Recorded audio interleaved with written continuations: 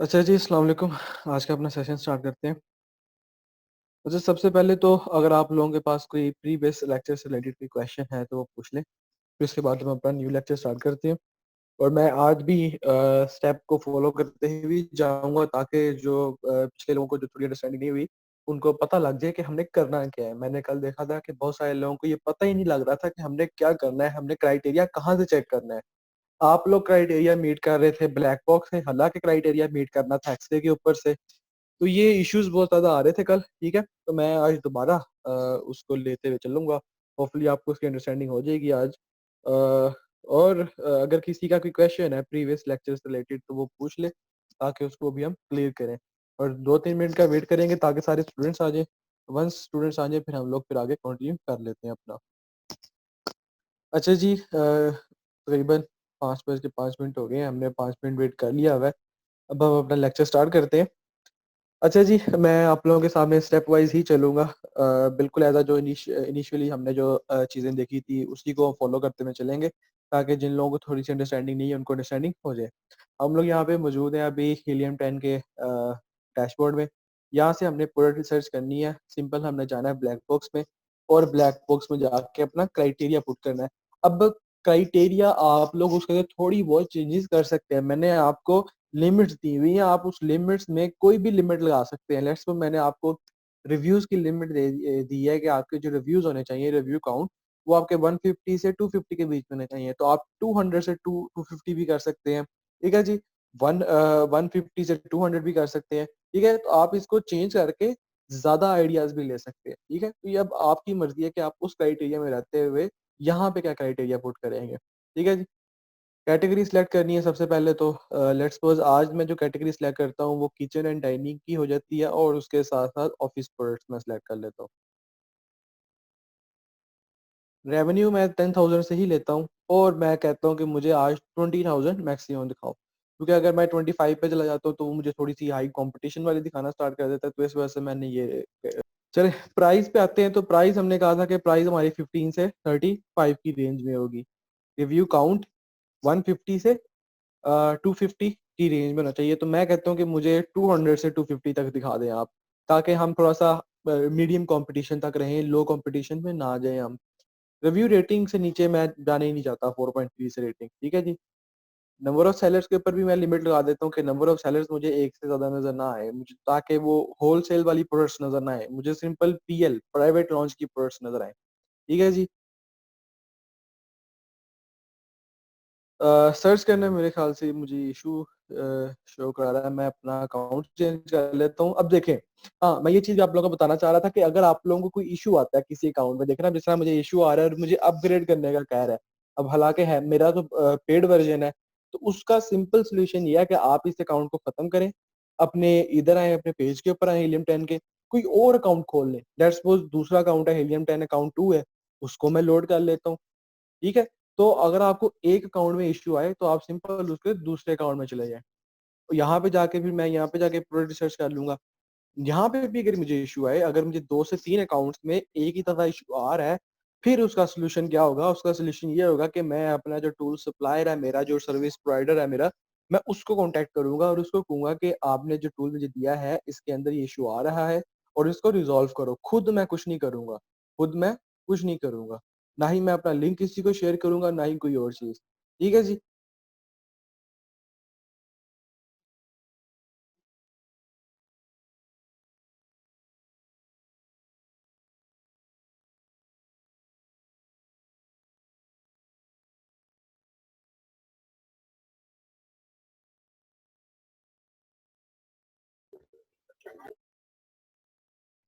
नहीं जी, उसने सर्च कर दिया, ठीक है जी। सॉर्ट बाय कर लूँगा, सॉर्ट बाय करने का मेन मकसद ये होता है कि हमें मोस्टली स्टार्ट में वो प्रोडक्ट्स नज़र आएँ, जो हाई रेवेन्यू वाली प्रोडक्ट्स हैं। अब यहाँ पे हाई रेवेन्यू वाली प्रोडक्ट्स आने का मतलब यही है कि अगर हम हाई रेवेन्यू वाली प्रोडक्ट्स को अप्लाई करते हैं, तो हमें मोस्टली कॉम्पिटिशन वाली प्रोडक्ट्स भी नज़र आ रही होती हैं। तो आपने कभी भी अगर आपको 200 रिज़ल्ट्स शो होते हैं, तो आपने 200 के 200 रिज़ल्ट्स को चेक करना है, ना कि सिर्फ़ पहले पेज के ऊपर आपने अपनी प्रोडक्ट को सर्च करके बैठ जाना है। आगे और ज़्यादा अपॉर्च्युनिटीज़ हो सकती हैं, आगे आपको अपनी पसंद की प्रोडक्ट्स नज़र आ सकती हैं, तो आपने उनको ज़रूर लाज़मी चेक करना है। ठीक है जी? अब ये चीज अब मेरे पर ये देखें, अब मुझे यहाँ पे गार्लैंड शो हो रहा है, ठीक है जी, लीव्स गार्लैंड, ये इसका कीवर्ड है, वो एक्सपीरियंस हो जाता है यहाँ पे। ये क्या है, brand name 12 pack fake vines of room decor. Room decor कोई कीवर्ड नहीं है, रूम डेकोर कोई कीवर्ड नहीं है, ठीक है जी। आईवे कोई कीवर्ड नहीं है। Leaves garland, leaves garland product को डिफाइन कर रहा है, ठीक है जी। ग्रीनरी हैंगिंग प्लांट्स आर्टिफिशियल, ठीक है जी। लीव्स गार्लैंड का कीवर्ड है, मैंने इसको कॉपी किया और सिंपल अमेजोन के ऊपर जाके इसको पेस्ट कर दिया। अच्छा जी, यहाँ पे एक और चीज भी है, यहाँ पे एक और चीज भी है। अगर तो मैं कीवर्ड को यहाँ पे प्लेस करता हूँ और नीचे जिस तरह आप लोगों ने देखा Amazon सजेशंस दिखा देता है, लीव्स गार्लैंड, नीचे लीव गार्लैंड, ये अगर तो Amazon उस तरह की सजेशन शो करा रहा है आपको, तो इसका मतलब है कि जो कीवर्ड आप ऊपर अप्लाई कर रहे हैं वो वाकई में कीवर्ड है, वो वाकई में कीवर्ड है, वो कोई एक्स्ट्रा चीज नहीं है, वो कीवर्ड है। अगर तो आपको नीचे सजेशन ना शो हो कीवर्ड अप्लाई करके, तो इसका मतलब है कि वो कीवर्ड एग्जिस्ट ही नहीं करता। जिस तरह कल कुछ लोगों को इशू आ रहा था कि उनके कीवर्ड के ऊपर NA लिखा हुआ आ रहा था। एनए का मतलब होता है कि वो जो कीवर्ड आप उधर अप्लाई करके उसको सर्च कर रहे हैं, वो कीवर्ड एग्जिस्ट ही नहीं करता, ठीक है जी। वो सिंपल अमेजोन ने उससे रिलेटेड आपको लाके प्रोडक्ट शो करवा दिए, लेकिन वो कीवर्ड एग्जिस्ट ही नहीं करता बेसिकली। अच्छा जी, मैंने यहाँ पे कीवर्ड अप्लाई किया है। सिंपल मैंने क्या किया, एक्सरे रन किया उसके ऊपर। एक्सरे रन करने के बाद जो सबसे पहली चीज मैंने देखनी है प्रोडक्ट हंटिंग में, वो देखनी है कि मुझे सर्च वॉल्यूम क्या शो होता है कीवर्ड का, क्योंकि मैंने लो सर्च वॉल्यूम वाले कीवर्ड के साथ नहीं जाना। मुझे 25 या 20,000 से अबव सर्च वॉल्यूम वाला ही कीवर्ड चाहिए और उसके ऊपर ही मैं अपनी प्रोडक्ट को सर्च करूंगा, ना कि एक लो सर्च वॉल्यूम वाले कीवर्ड के ऊपर। इसकी वजह क्या है? इसकी वजह ये है कि कोई भी सेलर या कोई भी कॉम्पिटिटर कभी भी लो सर्च वॉल्यूम वाले कीवर्ड के ऊपर ज्यादा कंपटीशन शो नहीं करता है। हमें लो सर्च वॉल्यूम वाले कीवर्ड के ऊपर 100% एक्यूरेसी वाला डाटा शो नहीं हो रहा होता, ठीक है जी। लो सर्च वॉल्यूम वाले कीवर्ड के ऊपर हमें 100% एक्यूरेसी वाला डाटा शो नहीं हो रहा होता। इस वजह से हम कभी भी अपनी प्रोडक्ट को लो सर्च वॉल्यूम वाले कीवर्ड के ऊपर या ऐसे कीवर्ड के ऊपर जिसका सर्च वॉल्यूम ही शो नहीं हो रहा, कभी भी अपने एनालिसिस नहीं करेंगे उस प्रोडक्ट की, ठीक है जी। हम कीवर्ड चेंज करेंगे और मेन कीवर्ड हंट करेंगे उसका। अच्छा जी, यहाँ पे मैंने अप्लाई किया और मुझे कीवर्ड नजर आ रहा है, इसका सर्च वॉल्यूम तकरीबन 1136 है, ठीक है जी। यहाँ पे मुझे अभी लोड हो जाता है, मुझे average reviews, average price, average BSR, average revenue नजर आना स्टार्ट हो जाएंगे। और मोस्टली सबसे पहले मैंने इन्हीं चीजों को चेक करना है, इन्हीं चीजों को चेक करना है। लेकिन लेकिन इससे भी ज्यादा इंपॉर्टेंट चीज क्या है? हमने कल ये चीज स्टडी की थी कि हम चले, हमने प्रोडक्ट हंट करनी है, हम लोग इन 4 फैक्टर्स को तो स्टडी करते हैं जिनको हम मोस्टली वेटेज देते हैं, लेकिन इनसे भी ज्यादा वेटेज हम किन फैक्टर को देते हैं? इनसे भी ज्यादा वेटेज हम देते हैं Amazon डोमिनेंसी को और ब्रांड डोमिनेंसी को। Amazon डोमिनेंसी और ब्रांड डोमिनेंसी। अब Amazon डोमिनेंसी दो जगह से चेक की जा सकती है। Amazon डोमिनेंसी दो जगह से चेक की जा सकती है। एक तो यहाँ पे जो ब्रांड्स के नेम जहाँ पे आपको शोर होते हैं, वहां पे आपको Amazon नजर आ जाए। एक तो जहाँ पे आपको ब्रांड्स नजर आ रहे हैं, वहां पे आपको Amazon नजर आ जाए। दूसरा आपको बाय बॉक्स के अंदर, जब आपको बाय बॉक्स, ये जो बाय बॉक्स का आपको वर्ड नजर आ रहा है, इसको आज हम देखेंगे। बाय बॉक्स ओनर के अंदर जब आपको यहाँ पे Amazon नजर आ जाए, जिस तरह यहाँ पे 2 दफा नजर आ रहा है, इसका मतलब है कि इस प्रोडक्ट के ऊपर Amazon डोमिनेंसी है। बाय बॉक्स में होने का मतलब क्या है? Amazon का बाय बॉक्स में होने का मतलब क्या है? बाय बॉक्स के अंदर Amazon का नजर आने का मतलब यह है कि Amazon इस प्रोडक्ट में छुप के बैठा हुआ है। Amazon इस प्रोडक्ट के ऊपर छुप के बैठा हुआ है। Amazon ने अपनी कोई लिस्टिंग लॉन्च नहीं की। Amazon ने कोई अपनी लिस्टिंग लॉन्च नहीं की भी। ये यहाँ पे जितनी भी लिस्टिंग्स हैं, यहाँ पे जितनी भी लिस्टिंग्स हैं, वो इन सेलर की है। ये डियर हाउस सेलर की ये लिस्टिंग है, जिसके अंदर Amazon छुप के बैठा हुआ है। यहाँ पे आपको नंबर ऑफ सेलर्स नजर आ रहे हैं, सारे आपको वन वन नजर आ रहे हैं, मतलब जो ओनर है उसी के पास ये लिस्टिंग है। बाय बॉक्स में भी वही है। लेकिन यहाँ पे 3 सेलर नजर आ रहे हैं। डियर हाउस की ये जो लिस्टिंग है, इसके अंदर 3 सेलर हैं और उन 3 सेलर्स में से एक Amazon है। उन 3 सेलर्स में से एक Amazon है। अब ये क्या कहानी क्या है? ये बाय बॉक्स की कहानी आज हम स्टडी करेंगे।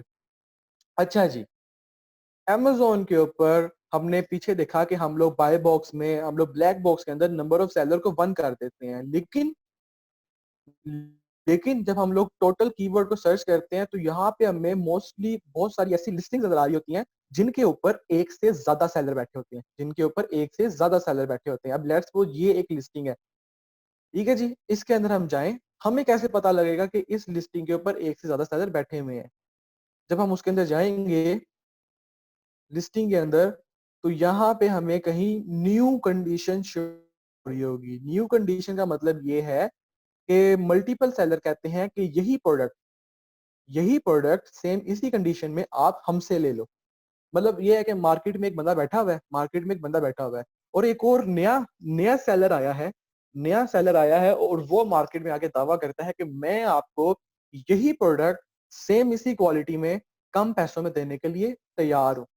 अब इस प्रोडक्ट की प्राइस क्या है? इस प्रोडक्ट की प्राइस है $15.98। अब इस प्रोडक्ट के ऊपर 2 से 3 लोग आए हैं, 2 से 3 नए लोग आए हैं जो कहते हैं कि सर इसको यही रिटेल आर्बिट्राज भी कहते हैं। सर सुन तो नहीं, इसको रिटेल आर्बिट्राज नहीं कहते। यही प्रोडक्ट कम पैसों में आप हमसे ले लें। और उन सेलर्स में से जो ये दावा कर रहे हैं, एक अमेजोन भी है, एक अमेजोन भी है। यहाँ पे आपको नजर आ रहा है। कहां से देखा हमने? जाके लिस्टिंग में गए, लिस्टिंग में ये बुलेट पॉइंट्स हैं, बुलेट पॉइंट्स में न्यू एंड यूज्ड हमें ये नजर आ रहा है। जहां पे सिर्फ एक सेलर होगा तब वहां पे हमें ये चीज नजर नहीं आ रही होगी, लेकिन क्योंकि इस लिस्टिंग के ऊपर 2 से 3 लोग बैठे हुए हैं तो इसलिए यहाँ पे हमें नजर आ रहा है। इसको क्लिक किया, ये खुल गया हमारे पास। ये क्या है? ये चीज बता रही है कि बाय बॉक्स क्या होता है, बाय बॉक्स किसके पास है, कौन दावेदार है इस प्रोडक्ट का। दावेदार है ना, आपने सुना होगा कि एक प्रॉपर्टी के 2 से 3 दावेदार हैं, ठीक है जी। तो इसी तरह ये एक प्रॉपर्टी है और इसके 3 दावेदार हैं, 3 से 4 दावेदार हैं, 3 है। एक दावेदार कौन है? जिसकी ये लिस्टिंग है। एक दावेदार कौन है? जिसकी ये लिस्टिंग है। वो कौन है? वो है ये डियर हाउस। एक ये है सोल्ड बाय, यहाँ पे आपको नजर आ रहा है सोल्ड बाय में डियर हाउस। एक दावेदार जिसकी ये लिस्टिंग है वो ये है। सेकंड कौन है? सेकंड है अमेजोन। सेकंड दावेदार अमेजोन बन गया हुआ है। अमेजोन कहता है कि यही प्रोडक्ट सेम इसी क्वालिटी में मेरे से आप $13.98 में ले लो, कम पैसों में ले लो। और एक और दावेदार है, वो अमेजोन नहीं है, वो ये डियर हाउस ही है। डियर हाउस ही दोबारा अपने ऊपर आके बैठ गया हुआ है। वो कहता है कि नहीं भाई, मैं तो 15.99 में ही दूंगा, ठीक है जी। अब ये जो चीज है लिस्टिंग के साथ आके जुड़ जाने को क्या कहते हैं? लिखने वाली चीज है, फ्यूचर में आप लोगों को ये चीज पता लगेगी। लिस्टिंग के साथ आके जुड़ जाने को कहते हैं मीटू कर लेना। अब ये एक इलीगल चीज है अगर ब्रांड आपको इजाजत ना दे। अगर ये जो ब्रांड है जिसकी ये लिस्टिंग है वो आपको इजाजत ना दे कि आप मेरी लिस्टिंग के साथ अटैच नहीं हो सकते, तो ये एक इलीगल चीज है। लेकिन अगर ब्रांड कह दे कि हाँ आप मेरी लिस्टिंग के साथ आ जाएं और अटैच हो जाएं, तब ये एक लीगल चीज है, तब ये एक इलीगल चीज नहीं है। अच्छा जी, अब अमेजोन क्या कहता है? अमेजोन कहता है कि अगर एक लिस्टिंग है उसके ऊपर 6 से 7 लोग me too METOO me too करके बैठे हुए हैं। मी टू का मतलब पाकिस्तान में भी मी टू मूवमेंट आपने सुना होगा, और यहाँ पे भी वही चीज है सेम। कि यहाँ पे थोड़ा सा डिफरेंट है, वहां पे तो एलिगेशन है ना, यहाँ पे ये है कि यहाँ पे लोग दावा करते हैं कि यही सेम प्रोडक्ट आप हमसे ले लो, ठीक है जी। अब एक लिस्टिंग के ऊपर 3 से 4 लोग बैठे हुए हैं मीटू करके, अटैच हुए हुए हैं इस लिस्टिंग के साथ, ठीक है जी। अब अमेजोन कहता है कि अगर आपने किसी प्रोडक्ट के ऊपर मीटू किया हुआ है तो ऑर्डर भी तो गेन करने हैं आपने। ऑर्डर तो किसको मिलेंगे? ऑर्डर तो ऑब्वियसली जो ब्रांड है उसको ऑर्डर मिलेंगे। लेकिन जब ऑर्डर आता है तो आगे से डिवाइड हो जाता है, ऑर्डर आता है तो आगे से डिवाइड हो जाता है, ठीक है जी। सबसे ज्यादा ऑर्डर किसको मिलेंगे? नोट करने वाली चीज है। सबसे ज्यादा ऑर्डर उस सेलर को मिलेंगे इन तीनों में से जिसके पास बाय बॉक्स होगा। बाय बॉक्स होगा। बाय बॉक्स एक वो रोटेशन एलोगरिथम है, सुनने वाली चीज है। बाय बॉक्स एक वो रोटेशनल एलोगरिथम है जो कि इन तीनों सेलर में रोटेट होता रहेगा। कुछ टाइम के लिए इसके पास होगा, कुछ टाइम के लिए इसके पास होगा और कुछ टाइम के लिए इस वाले के पास होगा, ठीक है जी। अब बाय बॉक्स किसने जनरेट किया है? बाय बॉक्स जनरेट किया है अमेज़न ने। ठीक है जी, मतलब मैं अगर एक कह लें आप हम लोग 3 लोग हैं और एक क्लाइंट आता है या एक और बायर आता है, वो कहता है कि मैंने अपना ऑर्डर उसी बंदे को देना है, जिसके पास बॉल होगी या आपने गेम खेली होगी कि म्यूज़िक जब रुकता एक म्यूज़िक होता है और एक बॉल रोटेट कर रहे होते हैं सारे बैठ के, तो जब म्यूज़िक रुकता है, जिसके पास बॉल होती है, उसको गाना गाना पड़ता है या डेयर करना पड़ता है। उसी तरह, उसी एल्गोरिथम के तहत ये बाय बॉक्स इन तीनों में रोटेट होता रहता है। और जब ऑर्डर आता है, बायर यहाँ पे आता है, यहाँ पे आया बायर, बायर ने यहाँ से बाय नाउ क्लिक किया, तो ऑर्डर किसके पास जाएगा? क्या ऑर्डर इसके पास जाएगा जिसकी लिस्टिंग है? ऑब्वियसली अगर उस टाइम बाय बॉक्स इस बंदे के पास हुआ तो इसको जाएगा। लेकिन अगर उस टाइम जब ऑर्डर प्लेस किया गया है, बाय बॉक्स इस बंदे के पास है, अमेज़न के पास है, तो ऑर्डर किसको मिलेगा? ऑर्डर अमेज़न को मिलेगा। ठीक है जी?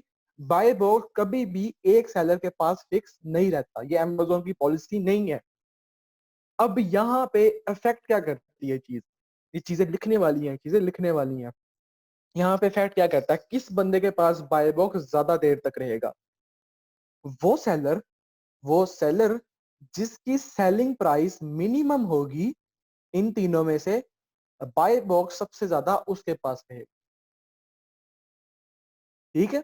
वो सेलर जिसकी सेलिंग प्राइस मिनिमम होगी सब में से, जितनों लोगों ने भी मी टू किया हुआ है, तो उस बंदे को या उस सेलर के पास सबसे ज़्यादा बाय बॉक्स रहेगा और उसको सबसे ज़्यादा ऑर्डर मिलेंगे। लेकिन 100% 24 आवर्स अ डे उसके पास भी नहीं रहेगा। लेट्स सपोज़ इसने सबसे मिनिमम प्राइस रखी हुई है। बाय बॉक्स 24 आवर्स में से सबसे ज़्यादा टाइम इसके पास रहेगा, लेकिन फिर उसके बाद इसके पास जाएगा, ये जो जिसने 15.98 रखी हुई है, फिर उसके बाद इसके पास आएगा। टाइम में चेंजेस हो सकती है, लेट्स सपोज़ बहुत कम टाइम के लिए इसके पास रहे, उससे कम टाइम के लिए इसके पास रहे, उससे ज़्यादा टाइम इसके पास रहे, लेकिन जाएगा इसके पास भी जाएगा। ठीक है जी? तो लेकिन डिपेंड यहाँ पे करती है कि जब ऑर्डर प्लेस किया जाएगा, तो ऑर्डर उसी सेलर को जाएगा जिसके पास बाय बॉक्स होगा। ठीक है जी? बाय बॉक्स कह लें आप जिसके पास वो फुटबॉल होगा, तो उसको उसको ही ऑर्डर मिलेगा, उसको ही गाना गाना पड़ेगा और वही खुश होगा। तो इस मॉड्यूल को कहते हैं बाय बॉक्स का मॉड्यूल। ठीक है जी? अब हम आ जाते हैं बाय बॉक्स की थोड़ी-सी अंडरस्टैंडिंग हमने ले ली। इसकी डीप अंडरस्टैंडिंग हम कब लेंगे? बाय बॉक्स की डेप्थ में जाके अंडरस्टैंडिंग जब हम लोग होलसेल को स्टडी कर रहे होंगे, जब हम लोग होलसेल के मॉड्यूल को स्टडी कर रहे होंगे, तब हम बाय बॉक्स की बेसिक और स्टैंडर्ड अंडरस्टैंडिंग लेंगे। अभी हमारे लिए ये काफ़ी है ये जानना कि बाय बॉक्स होता क्या है? ठीक है जी? बाय बॉक्स होता क्या है? हमें इस चीज़ का पता लग गया। अब हम आ जाते हैं इधर। प्रोडक्ट सर्च की, एक्सेल रन किया। अमेज़न का बाय बॉक्स में होने का मतलब ये है कि अमेज़न ने उस प्रोडक्ट के ऊपर जहाँ पे वो नज़र आ रहा है उसके ऊपर मी टू किया हुआ है। Amazon as a third seller उस लिस्टिंग के साथ चिपका हुआ है, उस लिस्टिंग के साथ अटैच है। ठीक है जी? तो इसलिए आपको बाय बॉक्स में अमेज़न नज़र आएगा।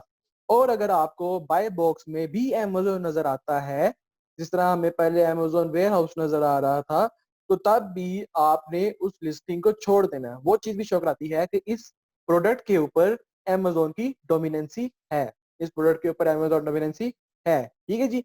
ये चीज़ आप लोगों को ये वो शो कराएगी। अच्छा जी, अब आगे आ जाते हैं। बाय बॉक्स का पता लग गया हमें। प्राइसेज़ हमें आगे क्या चीज़ शो हो रही है? एक तो नंबर ऑफ सेलर्स कितने हैं, ये चीज़ शो हो रही है एक लिस्टिंग के ऊपर। इन सब लिस्टिंग के ऊपर नंबर ऑफ सेलर्स 1 है, इसके ऊपर 3 है। ठीक है जी? इसका मतलब है कि इस लिस्टिंग के ऊपर 2 और लोगों ने मी टू किया हुआ है। ये होलसेल प्रोडक्ट है, इसको हम नहीं देखेंगे, इसको हम छोड़ देंगे। आगे हमें नज़र आ रहा है फुलफिलमेंट चैनल। फुलफिलमेंट चैनल का मतलब ये होता है कि आप अपने ऑर्डर को फुलफिल कैसे करवाएँगे? आप अपने ऑर्डर को फुलफिल कैसे करवाएँगे? आप एफबीए करेंगे या आप एफबीएम करेंगे? ठीक है जी? यहाँ पे ये चीज़ शो हो रही है। इन सब ने एफबीए किया हुआ है, तो आपको यहाँ पे फुलफिलमेंट बाय अमेज़न नज़र आ रहा है। उससे आगे आपको प्राइस नज़र आ रही है। इन सब लोगों ने क्या-क्या प्राइस रखी हुई है। ये एक सेलर है, इसने 19.99 रखी है, ये एक सेलर है, इसने 14.99 रखी है। ठीक है जी? यहाँ पे ये चीज़ शो हो रही है। एफबीए फीस, ये एक जानने वाली बात है। FBA fees. अब आप अमेज़न को कह रहे हैं, जब आप FBA करते हैं, जब आप फुलफिलमेंट बाय अमेज़न करते हैं, तो आप अमेज़न को कह रहे होते हैं कि आप मेरा ऑर्डर फुलफिल करें। मुझे मेरी लिस्टिंग के ऊपर कोई भी ऑर्डर आता है, उस ऑर्डर को पकड़ना, उस जो मेरा वो एक है मटेरियल है या जो भी मेरा प्रोडक्ट है, उसको पकड़ना, उसको पैक करना और उसको मेरे बायर को कोरियर करवाना, वो आपकी ज़िम्मेदारी है, मेरी नहीं है। अमेज़न कहता है ठीक है जी, लेकिन अमेज़न इस सर्विस के आपको चार्ज करेगा। अमेज़न ये सारी चीज़ें करने के लिए, आपकी प्रोडक्ट आपके बायर को पहुँचाने के लिए, आपकी प्रोडक्ट अपने वेयरहाउस में रखने के लिए, ऑब्वियसली आपने अपनी सारी इन्वेंटरी जो भी स्टॉक है आपका, वो आपने अमेज़न के वेयरहाउस में रखवाया हुआ है। तो अमेज़न इस चीज़ के आपको पैसे चार्ज करेगा। तो जो फुलफिलमेंट फीस होती है कि आपका ऑर्डर पकड़ना और आपके ऑर्डर को फुलफिल करने को कहते हैं FBA फीस। ठीक है जी, जिसके अंदर फुलफिलमेंट फीस होती है, जिसको हम कहते हैं कि वो जो शिपिंग फीस कह लें या कोरियर फीस कह लें, जो आपका ऑर्डर अमेज़न के वेयरहाउस से आपके बायर के घर तक पहुँचाने में जो अमेज़न को फीसेस लगती हैं, उसको कहते हैं FBA फीस। और ये किसको पे करनी पड़ती हैं? ये सेलर को पे करनी पड़ती हैं। ये सेलर की अकाउंट में से काटी जाती हैं। उससे आगे हमें क्या चीज़ नज़र आ रही है? उससे आगे हमें नज़र आ रही है सेल्स। कि इस बंदे ने, ये जो बंदा है टॉप पे बैठा हुआ है जेपी सौर, इसने लास्ट 30 डेज में इसने लास्ट 30 डेज में तकरीबन 49,672 यूनिट्स सेल की हैं। इतने ज्यादा यूनिट्स इसने सिर्फ लास्ट 30 डेज में सेल की हैं। ऑब्वियसली क्रिसमस की वजह से कोई भी रीजन हो सकती हैं, लेकिन इसने ये सेल हमें शो करा रही है नंबर ऑफ यूनिट्स जो इसने लास्ट 30 डेज में सेल की हैं। और ये सेल्स का ग्राफ आप लोगों के सामने शो करा रहा है कि सेल इसकी इंक्रीज हो रही है या डिक्रीज हो रही है। रेवेन्यू के 49,000 यूनिट सेल करने के बाद इसने इतने डॉलर अर्न किए जो कि तकरीबन 9.9 मिलियन है डॉलर्स। ठीक है जी, 992 के डॉलर्स। हाँ, 9,92,000 डॉलर हैं ये। इसी तरह बाकियों की भी शो हो रहे हैं, ये तकरीबन 7 लाख डॉलर हैं, $29,000, $46,000, ये अर्निंग शो हो रही है। आगे देखते हैं जी, आगे क्या चीज नजर आ रही है। आगे हमें नजर आ रहा है इंडिविजुअल BSR। इंडिविजुअल BSR, ये जो BSR है ये सिर्फ इस सेलर के लिए है। ये BSR 103 का ये सिर्फ इस सेलर के लिए है। और ये BSR मेन कैटेगरी में नजर आएगा आपको, सब कैटेगरी के लिए नहीं है, ये मेन कैटेगरी के लिए है। ये बंदा ये बंदा होम डेकोर की नीश के ऊपर कितने नंबर पे है? 520 पोजीशन पे बैठा हुआ है। अमेज़न की नज़रों में हर इंडिविजुअल सेलर का अपना अपना रैंक होता है, तो वो यहाँ पे आपको शो कराया जा रहा है।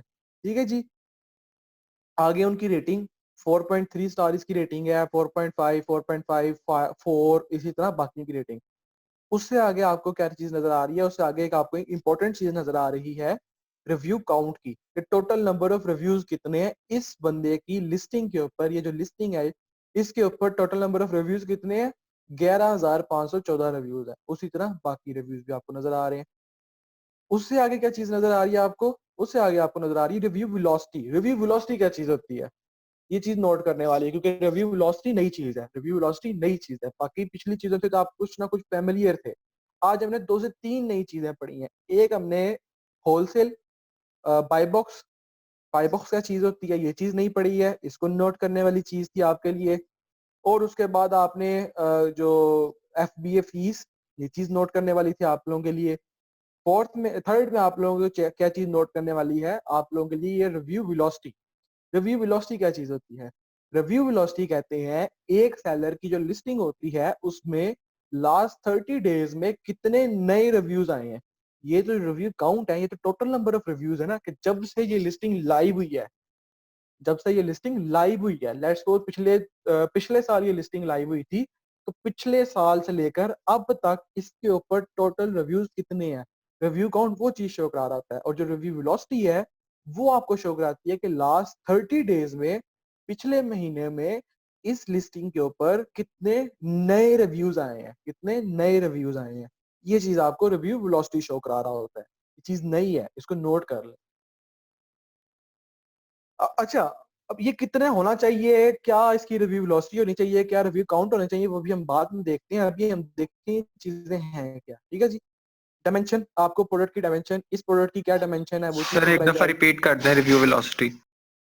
रिव्यू वेलोसिटी को रिपीट कर दूं, चले मैं रिव्यू वेलोसिटी को रिपीट कर देता हूँ। रिव्यू वेलोसिटी कहते हैं कि लास्ट 30 डेज में, आप इसके ऊपर, आपके पास एक्सरे है, आप इसके ऊपर अपना कर्सर लेके आएंगे तो आपको यहाँ पे नजर आएगा change in reviews count over last 30 days. ये आपको बता रहा है कि लास्ट 30 डेज में, पिछले 30 दिनों में इस प्रोडक्ट के ऊपर कितने नए रिव्यूज आए हैं, कितने नए रिव्यूज आए हैं, ये चीज आपको शो करी जा रही है यहाँ पे। ठीक है जी। वेट, इसका वेट, इसका साइज, इस प्रोडक्ट का साइज क्या है, इमेजेस कितनी ऐड की हुई हैं इस प्रोडक्ट ने, इस लिस्टिंग के ऊपर कितनी इमेजेस हैं, और ये लिस्टिंग अराइव कब हुई थी, ये लिस्टिंग अराइव कब हुई थी, इसकी डेट फर्स्ट अराइवल। ठीक है जी। ये ए टू जी डाटा है जो हमें हीलियम 10 शो कराता है। अच्छा जी, चलें जी, थोड़ा सा आगे बढ़ते हैं, ज्यादा हम नहीं आगे जाएंगे लेकिन थोड़ा सा आगे बढ़ते हैं। यहाँ पे अब जानने वाली चीज क्या है, हमने ये चीजें देख ली, चले अच्छा ये चीज ये होती है, इस चीज का ये फायदा है, ये चीज ये शो करा रही होती है, लेकिन अब ऑब्वियसली इनके ऊपर भी लिमिट्स, हमारी लिमिट्स हैं। लिमिट्स क्या है, अब उनको स्टडी करते हैं हम।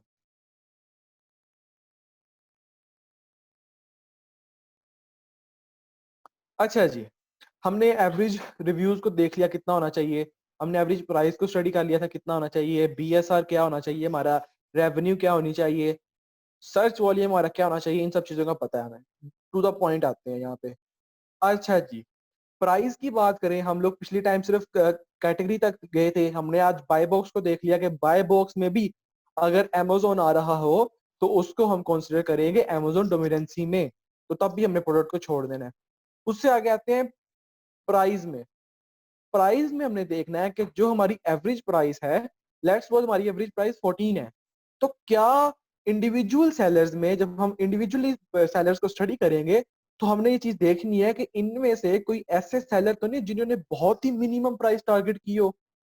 मतलब 14 एवरेज प्राइस है, मतलब मोस्टली लोगों की जो प्राइस है वो 14 तक जा रही है और उससे थोड़ा सा ऊपर नीचे हो रही है, लेकिन यहाँ पे आपको नजर आ रहा है कि एक बंदा वो 8.99 रख के बैठा हुआ है, मिनिमम प्राइस, इतनी मिनिमम प्राइस रख के बैठा हुआ है। तो इसका मतलब है ये कोई ना कोई चाइनीज सेलर होगा, मोस्टली 90% ये कोई चाइनीज सेलर है जिसकी अपनी मैन्युफैक्चरिंग है, या ये कोई फैक्ट्री ओनर है जिसकी अपनी मैन्युफैक्चरिंग है, और ये सिर्फ हाई कंपटीशन देने के लिए इतनी मिनिमम प्राइस रख के बैठा हुआ है। Amazon के ऊपर, Amazon का लॉगरिथम कहता है कि आप जितनी मिनिमम प्राइस की लिस्टिंग लॉन्च करोगे, जितनी मिनिमम प्राइस में आप अपनी प्रोडक्ट मेरे बायर्स को दोगे, उतना अच्छा मैं आपका रैंक करूंगा और उतना ही हाई कंपटीशन आप अपने कॉम्पिटिटर्स को दोगे। तो हमने ये चीज मेक श्योर करनी है कि जो प्रोडक्ट हम हंट करें उसमें कोई एक, दो या दो से ज्यादा लोग ऐसे लाजमन ना बैठे हो जिन्होंने मिनिमम प्राइस को टारगेट किया हुआ है। यहाँ पे हमें सिर्फ एक बंदा नजर आ रहा है, तो किसी हद तक हमारी जो प्राइस वाला फैक्टर है वो ठीक जा रहा है, कि मतलब 10 से कम या उससे कम की किसी ने प्राइस नहीं रखी हुई, सिर्फ एक बंदा जिसने मिनिमम प्राइस को टारगेट किया हुआ है बस। एवरेज प्राइस के लिहाज से ही चेंज होती रहेगी। एवरेज प्राइस, लेट्स सपोज हमारी एवरेज प्राइस 20 है, तो अगर यहाँ पे कोई बंदा 11 में बेच रहा है तो इसका मतलब है कि उसने बहुत ज्यादा मिनिमम प्राइस टारगेट की हुई है। यहाँ पे हमारी नजरों में सामने क्या आ रहा है, 13, 19, 14, 13, 19, 12, 13, 13, ये एवरेज प्राइस जा रही है। ये बंदा, इसको पता नहीं क्या इशू है कि इसने 8.9 रखी हुई है। इसमें ये चीज शो करा रही है कि ये बंदा या तो कोई फैक्ट्री ओनर है जिसकी अपनी मैन्युफैक्चरिंग है, या ये कोई चाइनीज सेलर है। तो चलें, एक बंदा हो चल जाएगा, एक से ज्यादा हो तो वो काम खराब हो जाएगा, तो वो फिर हमें टफ कंपटीशन देगा, हमें रैंक होने में मुश्किल पेश आएगी। तो प्राइस में हम ये फैक्टर देखते हैं। एफबीए फीसिस, ये चेंज होती रहती है प्रोडक्ट की प्राइस के लिहाज से। एफबीए फीस प्रोडक्ट की प्राइस के लिहाज से चेंज होती रहती है, और ये अमेजोन हमें बताता है कि अगर आप ये प्राइस रखेंगे तो आपको ये एफबीए फीस पड़ेगी, अगर आप ये प्राइस रखेंगे तो आपको ये एफबीए फीस पड़ेगी। ठीक है जी, ये अमेजोन हमें बताएगा, ये कैलकुलेट नहीं कर सकते, ये अमेजोन ही बताता है। इसको इसको जानने का, ये चीज जानने के लिए कि अगर हम ये प्राइस रखेंगे तो हमें कितनी एफडीए फीस पड़ेगी, ये हमारे पास इसके लिए मुख्तलिफ टूल्स होते हैं। उनको हम बाद में चल के स्टडी करेंगे। तो एफबीए फीस का कोई इतना चक्कर नहीं होता हमारे एनालिसिस के अंदर, सेल्स का बहुत चक्कर होता है। हम लोग अमेज़न डोमिनेंसी और ब्रांड डोमिनेंसी से डरते हैं, उतना ही हम सेल्स के फैक्टर से भी डरते हैं। अब एक अमेज़न का लॉगरिथम समझना है हमने अमेज़न का लॉगरिथम समझने की ज़रूरत है हमें कि यहाँ पे टॉप में जो सेलर्स बैठे हुए हैं वो 2-2 हज़ार, 4-4 हज़ार, 49,000, 47,000 यूनिट्स पर मंथ सेल कर रहे हैं, पर मंथ सेल कर रहे हैं।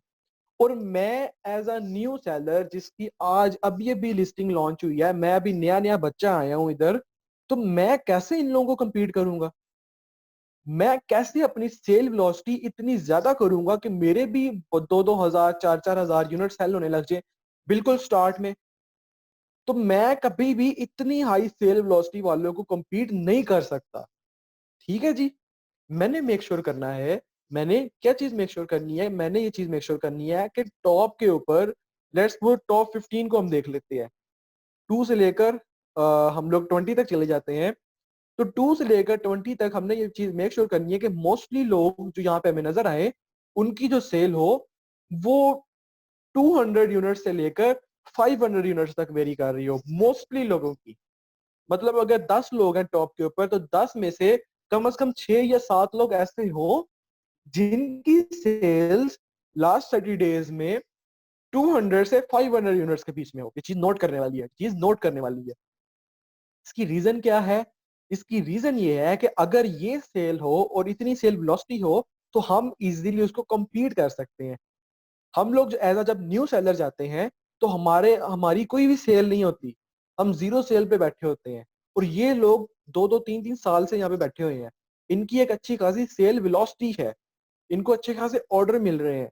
इनके पक्के बायर हैं यहाँ पे। हमारा तो भी कोई बायर बना ही नहीं है। तो हम इनको कम्पीट बिल्कुल भी नहीं कर सकते और अमेज़न का लॉगरिथम कहता है टॉप के ऊपर वही बंदा रैंक होगा, ये चीज़ लिखने वाली है। अमेज़न का लॉगरिथम क्या है? क्योंकि अमेज़न का लॉगरिथम बहुत इंपॉर्टेंट है हमारे लिए। ये चीज़ नोट करने वाली है, आप लोग ये चीज़ नोट करें कि अमेज़न का लॉगरिथम कहता है कि टॉप के ऊपर वही बंदा रैंक होगा जिसकी एक तो प्राइस बहुत ज़्यादा कम होगी, प्राइस वाला फैक्टर आ गया। दूसरा उसकी जो सेल्स वेलोसिटी है, वो सबसे ज़्यादा होगी। अब आपको खुद नज़र आ रहा है कि इस बंदे की सेल वेलोसिटी सबसे ज़्यादा है, ये टॉप पे है, इससे उससे कम है। फिर उसके बाद ये, तो इन लोगों की सेल वेलोसिटी बहुत ज़्यादा है। तो इस वजह से ये लोग टॉप पे बैठे हुए हैं। तो टॉप में आने के लिए 2 फैक्टर अभी तक हमने देखे, एक प्राइस का, दूसरा सेल वेलोसिटी का, तीसरा फैक्टर रिव्यू वेलोसिटी, रिव्यूज़ भी आने चाहिए प्रोडक्ट के ऊपर। तीसरा तीसरा कौन-सा है? Review velocity. ये 3 इम्पोर्टेंट हमारे कंडीशंस हैं टॉप के ऊपर रैंक होने के लिए। अब यहाँ पे सवाल ये उठता है कि सर ये बंदा भी तो है जो 385 के साथ टॉप में रैंक है और इसके ये 2000 वाले ये इसके नीचे बैठे हुए हैं। मैंने बात की है सेल वेलोसिटी की। जब मैं सेल वेलोसिटी की बात करूँ तो मैं बात करूँगा लास्ट 30 डेज़ की बात करूँगा मैं। अब ये बंदा टॉप में आया हुआ है 385 सेल्स के साथ। अब ये क्यों टॉप में आया है? क्योंकि इसने लास्ट 30 डेज़ में इसने ज़्यादा यूनिट सेल किए हैं इनसे। ये कोई नया सेलर है, इसने लास्ट 30 डेज़ में ज़्यादा यूनिट सेल किए हैं इन लोगों से। तो इस वजह से ये टॉप में आया हुआ है। ठीक है जी? तो जो चीज़ मैंने आप लोगों को बताई कि टॉप में मोस्टली लोग वो होने चाहिए जिनकी सेल वेलोसिटी 200 से 500 यूनिट्स के बीच में हो। इसका मतलब ये है कि वो हमें मीडियम कॉम्पिटिशन देंगे। इसका मतलब क्या है कि वो हमें मीडियम कॉम्पिटिशन देंगे। ये जो 6-6 हज़ार, 7-7 हज़ार, 40,000 यूनिट्स वाले लोग बैठे हैं, ये बहुत ज़्यादा हाई कॉम्पिटिशन हमें दे रहे हैं। हम कभी भी इनको कम्पीट नहीं कर सकते। ये हो गया हमारा सेल्स का फैक्टर। उसी तरह जब सेल का फैक्टर हम लोग उसको करेंगे तो हमारा रेवेन्यू का फैक्टर भी उसी तरह एडजस्ट हो जाएगा। लेकिन रेवेन्यू में भी एक चीज़ देखने वाली है कि हमने ये चीज़ मेक श्योर करनी है कि टॉप के ऊपर हम लोग टॉप 10 को देखते हैं या टॉप 15 को देखते हैं, तो हमने ये चीज़ मेक श्योर करनी है कि टॉप 15 में मोस्टली वो लोग बैठे हों जिनकी मंथली अर्निंग $10,000 से ज़्यादा की हो। अब आप लोग कहेंगे सर आप तो एक तरफ कह रहे हैं कि 200 से 500 यूनिट्स होने चाहिए, तो 10,000 किस तरह वो अर्न करेंगे? तो उसमें फैक्टर आ जाएगा प्राइस का। अब आप लोग थोड़ी ज़्यादा प्राइस वाली प्रोडक्ट को टारगेट करेंगे। मैंने आपको लिमिट दी है 15 से 35 की। आप लोग ना 15 वाले को टारगेट करो, ना 20 वाले को टारगेट करो, आप 25 से 35 वाले को टारगेट कर लो। अगर आप उस प्राइस वाले को टारगेट करोगे तो ऑब्वियसली 200 से 500 यूनिट्स की सेल के ऊपर वो बंदा 10,000 से ज़्यादा की अर्निंग कर रहा होगा। ठीक है जी? ये चीज़ आ गई, ये सॉल्यूशन है। आज थोड़ा-सा ज़्यादा पढ़ा रहा हूँ, इससे इससे कॉम्प्लेक्स नहीं लेना है, इससे ना मिक्स अप नहीं करना है आपने जो चीज़ें हैं।